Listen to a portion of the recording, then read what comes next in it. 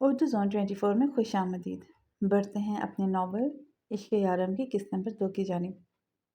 Victor کی daily life style میں یہ شامل تھا کہ وہ روزانہ صبح 7 بجے جم جاتا تھا۔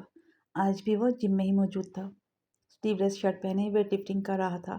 چہرے پر سنجیدگی لیے وہ 15 کلو کے ڈمبل اٹھائے اپنے بازوؤں کے پٹھوں کو اور مضبوط کر رہا تھا۔ اس کا چوڑا سینہ اور بائیپس اس کی شرٹ سے صاف ظاہر ہو رہے تھے۔ سر، آپ سے کوئی ملنے آیا ہے، جم کی ٹیم میں سے ایک بندے نے آ کر وکٹر کو کہا۔ کتنی بار کہا ہے کہ جب میں ورک آؤٹ کر رہا ہوں تو مجھے ڈسٹرب نہ کیا کرو، چاہے کچھ بھی ہو جائے۔ وکٹر نے دھاڑتے ہوئے اس لڑکے کو جواب دیا جو اب خاموشی سے کھڑا تھا۔ اب میری شکل کیوں دیکھ رہے ہو؟ جاؤ یہاں سے۔ سر، وہ ایک لڑکی ہے، اس نے کہا ہے کہ آپ سے ضروری بات کرنی ہے۔ وکٹر نے نیچے رکھے ڈمبل کو جو کہ اٹھا رہا تھا جب لڑکا بولا۔ لڑکے کی بات سنتے ہی وکٹر نے اسے ہاتھ کے اشارے سے جانے کا کہا۔ لڑکے کے جاتے ہی وکٹر وہاں سے اٹھ گیا اور سیدھا جم کی کینٹین کی طرف چلا گیا۔ صبح کا وقت ہونے کی وجہ سے جم میں رش کم تھا، اس لیے کینٹین بھی بالکل خالی تھی۔ اس لیے وکٹر کو وہ لڑکی کو ڈھونڈنے میں کوئی دقت نہیں ہوئی۔ وہ کینٹین میں سب سے آخری ٹیبل پر سر جھکائے بیٹھی تھی۔ وکٹر نے دور سے اس لڑکی کو دیکھا جس کی پشت اب وکٹر کی طرف تھی۔ اس نے سردی سے بچنے کے لیے بلیک کلر کا فل کوٹ پہنا ہوا تھا جس پر اس کے سنہری بال بکھرے ہوئے تھے۔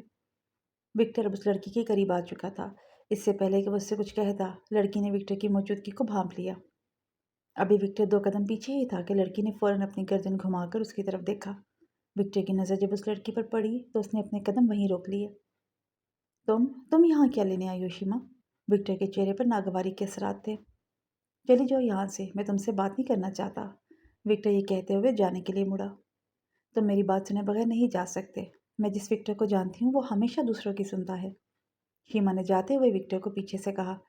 شیما کی بات پر وکٹر کے اٹھتے قدم رک گئے۔ وہ واپس مڑا۔ مر گیا ہے وہ، اور اسے مارنے والا کوئی اور نہیں تم ہو، اور یہ تم اچھے سے جانتی ہو۔ وکٹر کی اب غصے سے رگیں پھول رہی تھی۔ نہیں وکٹر، تم اب بھی ویسے ہی ہو۔ شیما نے اپنے آنسو حلق میں اتارتے ہوئے وکٹر کی طرف دیکھا۔ نہیں ہوں میں ویسا، اب سمجھ آئی؟ وکٹر نے آگے بڑھ کر دونوں ہاتھوں سے شیما کے بازوؤں کو دبوچا۔ تم بے وفا ہو، دھوکے باز ہو، اور رہو گی۔ مجھے تم سے نفرت ہے۔ نفرت؟ سن لیا تم نے؟ اور آئندہ میرا پیچھا کرنے کی کوشش بھی مت کرنا، ورنہ میں تمہاری بوٹی بوٹی کر کے کتوں کو ڈال دوں گا، اور تمہارے شوہر کو کانوں کان خبر نہیں ہوگی۔ سمجھ گئی ہوگی تم؟ وکٹر نے ایک جھٹکے کے ساتھ شیما کو دھکا دیا جو گرتے گرتے بچی۔ شیما نے کرسی پر ہاتھ رکھا اور خود کو سنبھالا۔ اتنی زیادہ نفرت؟ اب شیما کے حلق میں اٹکے آنسو اس کے رخسار پر گر گئے۔ ہاں، اس سے بھی زیادہ نفرت۔ وکٹر نے اپنے مضبوط ہاتھوں میں شیما کا چہرہ دبوچا۔ اور یہ نفرت دن بدن بڑھتی جا رہی ہے، کسی جنگل میں لگی آگ کی طرح۔ میں اب تمہاری شکل دوبارہ نہیں دیکھنا چاہتا۔ وکٹر کی آنکھیں غصے سے لال ہو رہی تھی۔ اس کے ماتھے پر بل پڑ گئے تھے۔ اس کا بس نہیں چل رہا تھا وہ ایک ہی جھٹکے میں شیما کی گردن اس کے تن سے الگ کر دیتا۔ وکٹر کی زندگی کا یہ پہلا دن تھا جب اس نے اپنے غصے پر کنٹرول رکھا تھا۔ وکٹر اب شیما کو وہیں چھوڑ کر اندر کی طرف چلا گیا۔ شیما وہیں کھڑی اس کو جاتا دیکھ رہی تھی، جیسے وہ اپنے ہاتھوں سے خود دفن کر چکی تھی۔ بابا، مجھے نہ مارے، مجھے درد ہو رہا ہے۔ مجھے معاف کر دے، میں آئندہ ایسی کوئی حرکت نہیں کروں گا۔ 8 سال کا بچہ درد سے بلبلا رہا تھا اور اس کا بے رحم باپ اسے بیلٹ سے بے دردی سے مار رہا تھا۔ تیری ماں بھی ایسی ہی تھی اور تو بھی ایسا نکلا۔ میں تمہیں آج چھوڑوں گا نہیں، آج تو تیری جان لے کر ہی رہوں گا۔ رشید نے بیٹ کو گھماتے ہوئے اعظام کی پشت پر دے ماری جس سے اعظام کی پشت پر ایک اور سرخ نشان پڑ گیا جس سے خون نکلنا شروع ہو گیا۔ اس سے پہلے کہ اعظام کی ہمت جواب دے جاتی اور وہ اپنی ماں کے پاس پہنچ جاتا جہاں سے کوئی واپس نہیں آتا، دروازے پر دستک ہوئی۔ رشید نے بیٹ کو چارپائی پر پھینکا۔ یہاں سے ہلنے کی سوچنا بھی نہ، نہیں تو میں تمہاری زبان کاٹ دوں گا، رشید نے غراتے ہوئے اعظام کو کہا اور دروازے کی طرف چلا گیا۔ اعظام کے پاس یہی اچھا موقع تھا کہ وہ اپنے باپ کی بے رحمی سے بچ جائے۔ رشید کے جاتے ہی اعظام کمرے کا دروازہ کھول کر چھت کی طرف بھاگ گیا۔ سبھی گھر ساتھ ساتھ ہونے کی وجہ سے اعظام ایک چھت کو کراس کرتے ہوئے دوسری کی طرف بڑھتا گیا۔ بالآخر اعظام نے اپنے آپ کو ایک تنگ گلی کے کونے میں چھپا ہی لیا جہاں اس کا باپ نہیں پہنچ سکتا تھا۔ کمر پر پڑے زخم سے اٹھنے والے درد سے وہ تڑپ رہا تھا۔ آنسو اس کی آنکھوں سے بہہ رہے تھے۔ بار بار وہ اپنی ماں کو شام کے اندھیرے میں پکار رہا تھا جو اسے پیدا کرتی خالی کے حقیقی سے جا ملی تھی۔ ٹانگوں میں سر چھپائے اعظام رو رہا تھا جب اسے کسی کی آواز سنائی دی۔ آواز سنتے ہی اعظام کا وجود بری طرح کام کیا۔ مجھے نہ مارنا، مجھے نہ مارنا، اعظام نے اپنے چھوٹے چھوٹے ہاتھ جوڑتے ہوئے سامنے کھڑی ہوئی 2 لڑکیوں کو کہا۔ درد کی وجہ سے اعظام کی آنکھیں نہیں کھل رہی تھیں۔ کوئی نہیں مارے گا تمہیں، ایک لڑکی نے آگے بڑھ کر اعظام کے بالوں میں ہاتھ پھیرا۔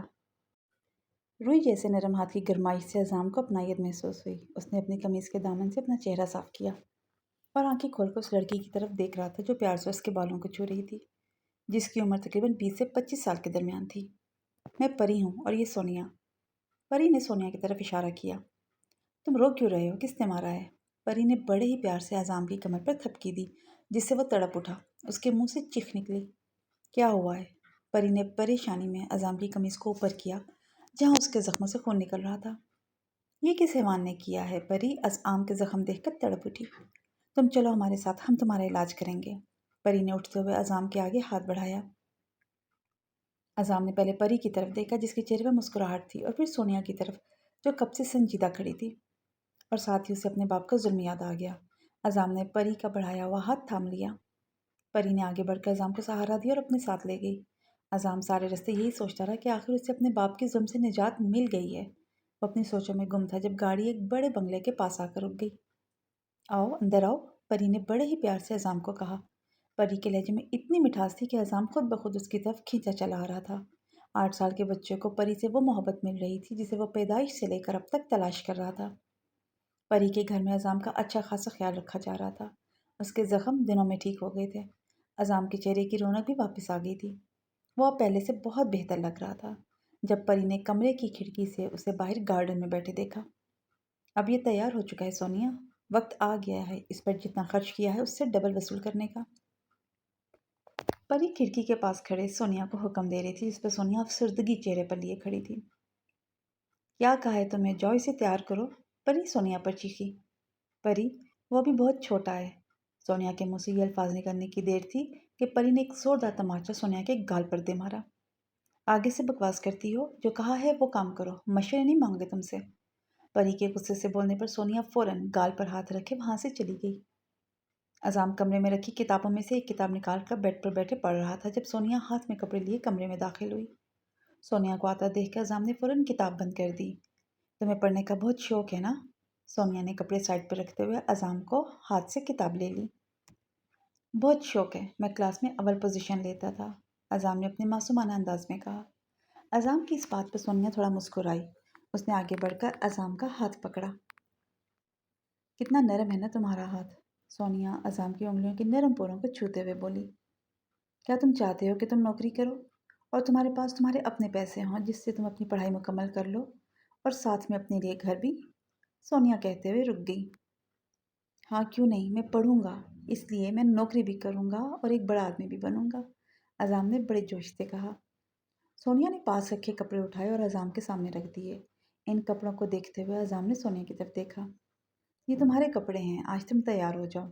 आज तुम्हारी नौकरी का पहला दिन है। कब तक तुम ऐसे यहाँ रहोगे? ये तो परी की मेहरबानी है कि उसने तुम्हें जॉब दे दी है, नहीं तो तुम्हारे जख्म ठीक होने के बाद वह तुम्हें यहाँ से जाने का कह देती। सोनिया ने अज़ाम का हाथ थामते हुए कहा। नहीं, नहीं, मैं अब वहाँ नहीं जाऊँगा। अज़ाम वापस जाने का सोचकर कांप उठा। तो तुम ये कपड़े पहन लो और यहाँ बैठ जाना बस। सोनिया ये कहते हुए वहाँ से उठ गई। लेकिन मुझे करना क्या होगा? अज़ाम ने जाते हुए सोनिया को पीछे से कहा। सोनिया ना चाहते हुए भी उसका जवाब नहीं दे पाई। रात के 9 बज रहे थे जब अज़ाम कमरे में बैठा यही सोच रहा था कि ये कैसी नौकरी है, मैं कमरे में बंद हूँ। मासूम दिमाग में 100 सवाल चल रहे थे जब अज़ाम के कमरे का दरवाज़ा खुला। अज़ाम अपने सामने आते हुए भारी भरकम आदमी को देख रहा था जो कमरे का दरवाज़ा बंद करके अज़ाम की तरफ आ रहा था। आप कौन हैं? क्या आपको परी और सोनिया आपी ने भेजा है? बताएं मुझे। अज़ाम बोलता जा रहा था जब उस आदमी ने एक जोर का थप्पड़ अज़ाम के मुंह पर दे मारा। थप्पड़ पड़ते ही अज़ाम वही बुत बना खड़ा रहा। उसका एक हाथ उसके गाल पर था। वह समझ ही नहीं पा रहा था कि उसके साथ क्या हो रहा है। अगले ही लम्हे उस आदमी ने एक झटके से अज़ाम को बेड पर धक्का दिया। अज़ाम जाकर बेड पर गिर गया और फिर कुछ ही देर में अज़ाम की चीखों की आवाज़ पूरे घर में गूंज रही थी। जिस अजियत से वो बचकर निकला था, आज उससे भी ज़्यादा अजियत से वो गुजर रहा था, जो उसके वजूद के साथ साथ उसकी रूह को भी छलनी कर रही थी। तुम लोग सो रहे थे क्या, जो वो इतनी आसानी से डायमंड बक्स ले गए? कौन थे वो जिसने इतनी हिम्मत की विक्टर के होते हुए? आज तक विक्टर को किसी ने मात नहीं दी थी। वो लॉस एंजलिस कैलिफोर्निया का वाहिद बंदा था जो बड़े से बड़ा काम आंच झपकते कर जाता था। अंडरवर्ल्ड की दुनिया में अगर किसी ने कोई काम करवाना हो तो वो विक्टर को कहता और अगले लम्हे वो काम हो जाता। लेकिन इस बार कोई विक्टर को मात दे गया था। जिस डायमंड बक्स की तलाश विक्टर को थी वो इससे पहले कोई और ले उड़ा था। विक्टर अपने बंदों को सामने खड़ा किए पूछ रहा था जिनको उसने काम सौंपा था। एक काम दिया था तुम दोनों को, वो भी तुम दोनों से नहीं हुआ। मेरे मुंह पर स्याही मल दी है तुम दोनों ने। बताओ कौन था वो? किसकी इतनी हिम्मत जिसने अपनी मौत को आवाज दी है? विक्टर ने जॉर्ज का गिरीबान पकड़ा। उसका दिमाग घूम चुका था, उसके सर पर खून सवार था। उसका जिसने उसके काम में मुदाखलत की। नहीं मालूम कर सके हम कि वो कौन था, जॉर्ज ने डरते हुए कहा। अच्छा, तो तुम्हें मालूम ही नहीं हो सका? क्या इतने बेखबर थे, सोए हुए थे क्या? विक्टर की आवाज़ पूरे कमरे में किसी शेर की तरह गूंज रही थी। ठीक है, तो मैं ऐसा करता हूँ कि तुम दोनों को हमेशा के लिए मीठी नींद सुला देता हूँ। विक्टर ने ये कहते हुए टेबल पर रखी फ्रूट बास्केट से चाकू उठाया और अगले लम्हे जॉर्ज के गले पर चला दिया। जॉर्ज के गले से खून फव्वारे की तरह निकल रहा था और वो ज़मीन पर गिरते ही तड़पने लगा। जॉर्ज को देखते ही विलियम फौरन विक्टर के कदमों में गिर पड़ा। माफ़ी की भीख मांगने लगा। विक्टर विलियम को ऐसे गिड़गिड़ाते हुए देखकर उसके सर पर प्यार से हाथ रखा। विलियम को ऐसा लगा कि विक्टर ने उसे माफ़ कर दिया है, लेकिन उसे क्या पता था कि माफ़ करना विक्टर के डिक्शनरी में नहीं लिखा था। विक्टर ने विलियम के बालों से पकड़ते हुए उसकी गर्दन मोड़ी और विलियम की शारक पर हाथ में पकड़ा चाकू चला दिया। अगर कहानी पसंद आए तो चैनल को सब्सक्राइब ज़रूर कर लें और वीडियो को लाइक और शेयर ज़रूर करें।